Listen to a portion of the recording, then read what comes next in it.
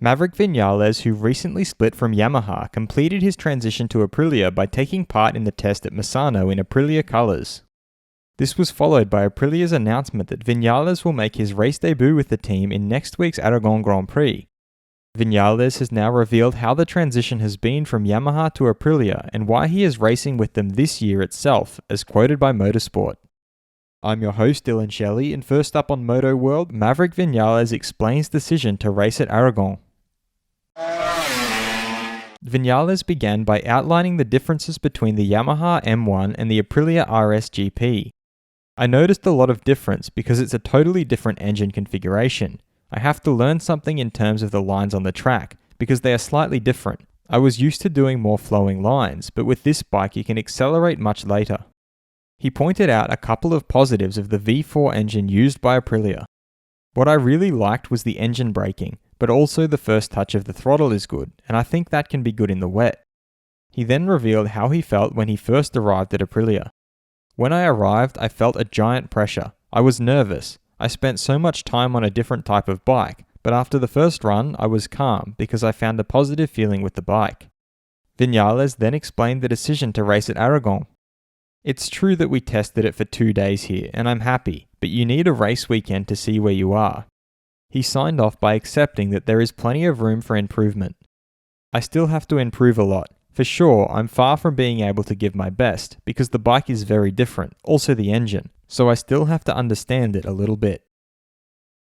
Fast feed.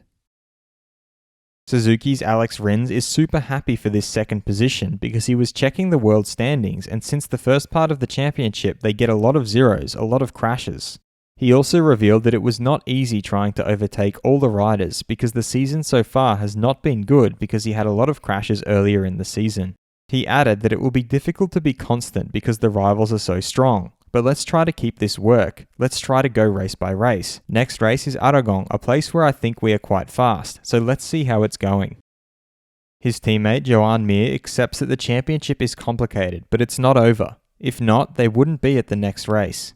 Anything can happen. Winning a championship is very complicated. His aim is to win and to do it in the best possible way. Yamaha's stand-in rider Cal Crutchlow stated that Aprilia's Aleix Espargaro thoroughly deserved the podium at Silverstone. Great for him and for his team. Incumbent MotoGP rider Remy Gardner at the moment is trying not to ride with the Moto2 championship in his head, and at the moment it's just taking it race by race and session by session and lap by lap, to be honest. The day that it comes down to doing the maths and saying, hey, if this happens today, I could be champion. I'm not going to think about it until then, he reiterated. Honda team manager Alberto Puig is of the opinion that this weekend has been a very important turning point for Pol Espargaro. I think he has made a massive step compared to what he has been doing so far throughout 2021. Puig further thinks that the way he approached the race was very good and he was able to show his potential, his real potential. Pol is a rider who can be in these positions, so we hope from now on he can continue in this way and keep making progress. The positive is that Pol Espargaro has been able to return to his true level. He has shown the reason that we asked him to join the HRC, Puig surmised. The Mandalika Grand Prix Association CEO Ricky Baheramsia has stated that they obviously want to have events that are safe for everyone, and that's basically their main goal. If we are allowed to have an audience at Mandalika, we will see a percentage of the total capacity, and because we sit in a very large open area and it's an open environment, to have 20 to 30,000 spectators per day means 15% of the capacity, he added. We would love to have Valentino Rossi in the circuit, even if he could just come and test and give us his opinion. We would welcome him with open arms. Who knows, miracles can happen. Maybe he comes out of retirement just for Mandalika, he added.